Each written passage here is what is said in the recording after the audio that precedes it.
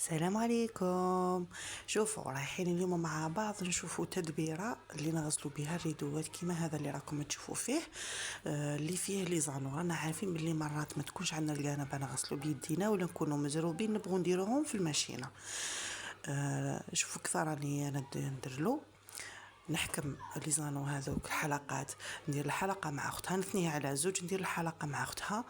ونحكم خمار ولا اي حاجه كتانه ولا اي حاجه تكون عندكم ندخلهم في هذوك الحلقات كيما راكم تشوفوا. يعني الفيديو راه واضح وضوح الشمس.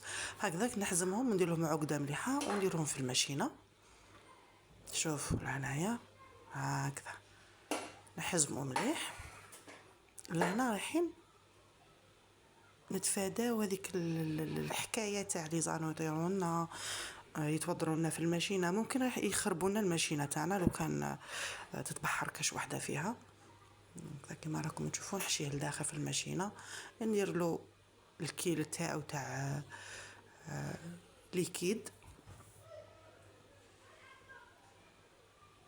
ايوا نغلق نشعل الماشينه وحنا تهنينا.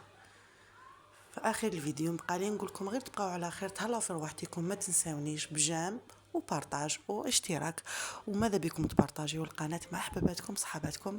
سلام حبوباتي.